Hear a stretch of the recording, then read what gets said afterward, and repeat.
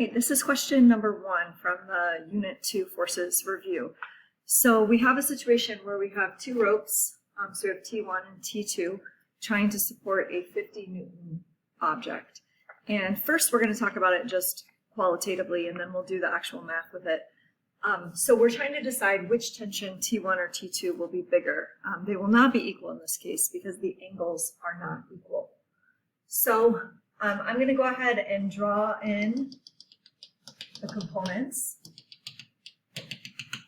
And please realize the length of the string is not the same as the amount of the tension. So keep that in mind, that just because a string is longer or shorter, that doesn't tell you if the tension is bigger or smaller.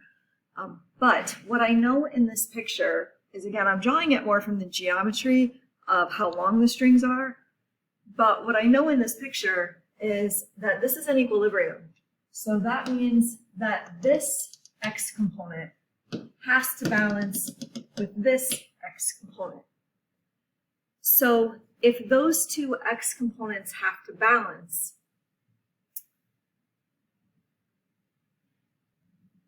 I'm just going to draw off to the side a little more to scale so you can see what's happening here. So here's my 70-degree angle, and this is going to balance this, and this is going to be my 15-degree angle here.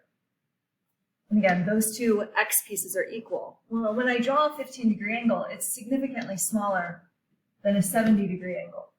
So if I go to complete the triangle, you can see that this vertical piece for the y for the 15 is much, much smaller than the vertical piece for the 70. So that means the 70 is supporting more of that 50 that's going down. So the 70 angle is going to have a bigger overall tension, right? This is the overall tension. So this one is going to be a lot bigger than the 15-degree, because if the x's are equal, then the y's are definitely not, and the y would be bigger for the 70. So now we're going to go through how do you actually do the math, and this is going to require substitution. But you start by making an equation in the x direction, and you start by making an equation in the y direction. So in the x direction, I know that this side is T1 cosine 15, and this is T2 cosine 70. So in the x direction, what I know is that those two have to balance because there's a right and a left, and they have to be equal. So T1 cosine 15 equals T2 cosine 70. So that's my equation in the x direction. Okay, now I'm going to make my equation in the y direction. Well, in the y direction, they don't balance. We literally just said that this one is actually bigger than this one. I didn't draw it perfectly to scale here, but this one is bigger than this. This is T2 sine 70, and this is T1 sine 15. Well, what I know in this case is that they are not equal, but together these two have to add up to balance the 50. So T1 sine 15 plus T2 sine 70 has to be 15. So we have two equations, two unknowns. We have T1 and a T2. That means we need to use substitution to solve this.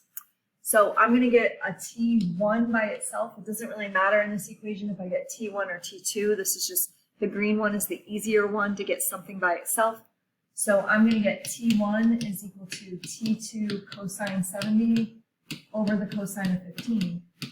And then all I'm going to do is substitution. So I'm going to take that and put that in place of the T1 in the other equation. So instead of writing T1, I'm just going to get rid of this because it's going to be a lot of writing here. I'm going to replace this right here. So I would write T2 cosine 70 over cosine 15. That replaces the T1, but I still have that being multiplied by the sine of 15.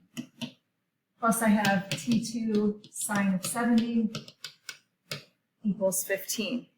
So now what I'm going to do is I'm going to take my calculator and I'm going to actually get cosine 70, sine 15, cosine 15.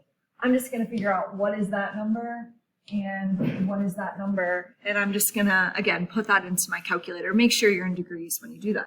Okay, so I grabbed my calculator, cosine 70, sine 15, cosine 15, that's equal to that. And then the sine of 70, that's equal to that. So now I have the number that's the coefficient on those T2s. So these are just like terms. I have this many T2s and this many T2s, so I add it together, and I see that I have 1.03 T2 equals 15. So I'm going to divide, and T2 is about 48.5 newtons. And then you just take that and you plug it into that right there. So I'm going to take 48.5 times the cosine of 70 divided by the cosine of 15. And I end up with T1 being about 17.2 newtons. So you can see, as we already discussed, T2 is bigger because it is supporting more of the weight. Since the x's are equal, it has a bigger angle, so its y is going to be equal. So that's why overall T2 is significantly larger than T1.